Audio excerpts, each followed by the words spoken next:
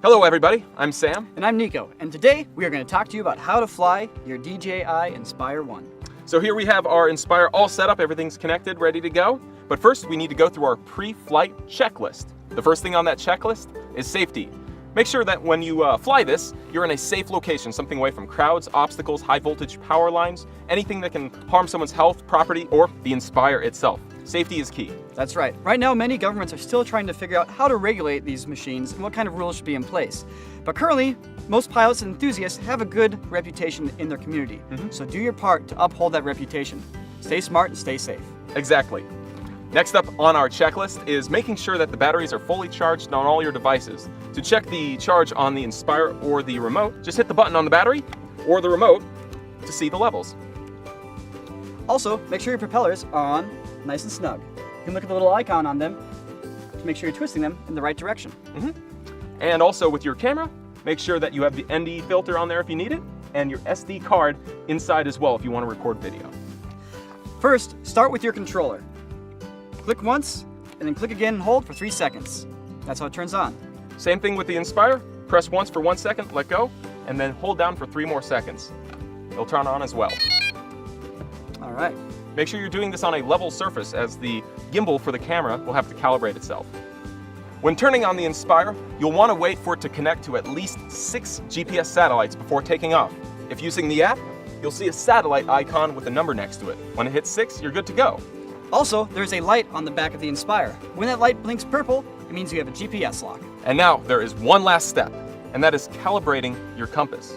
Inside each Inspire is a very sensitive compass, and depending on the location you're flying it, you'll need to recalibrate it each time. It's very sensitive to electromagnetic interference. So to calibrate your compass, all you need to do is open your DJI Pilot app, hit the Mode button, hit the Calibrate Compass button, and then hit Start. You'll notice the light on the back of the Inspire will turn blue.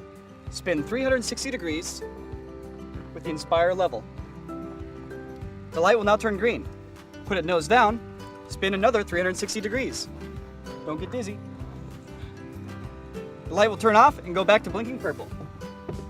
Now the compass is calibrated. So to take this thing off, Niko will be piloting, and I'll be using a second control for the camera. On the top left of your controller is a little switch. If you put that into its top position, that's GPS mode. If you put it in the middle or bottom position, that's attitude mode. What is the difference between GPS and attitude mode? Well, in GPS mode, the Inspire is constantly getting a GPS coordinate from all the satellites in the skies, and basically it's keeping it steady in the air. It's keeping it locked into that position. However, because it's doing that, it's constantly going to be compensating for its momentum to keep it in that position. Now, when in attitude mode, it will no longer be locking onto GPS satellites for the positioning. Therefore, if there's wind pushing it in a direction, it will drift, or if you're flying it and let go of the controls, it will continue with that momentum across. There's pros and cons to each, and usually the pros of attitude mode is you get a slightly smoother flight, since it's not always compensating for its coordinates. However, GPS is safer, because if you let go of the controls, it will stop itself and lock in that position. All right, so make sure your Inspire is on a flat and level surface. In order to take off, you're gonna take your sticks, you're gonna move them to the bottom inside corners. Here we go. Let's do this. All right. In order to raise the landing gear, you want to hit the transformation switch up. The left stick on the controller will control the throttle up and down, and it will control the rotation moving side to side. The right joystick on the controller will control the forwards and backwards motion, as well as side to side. Let's bring it in.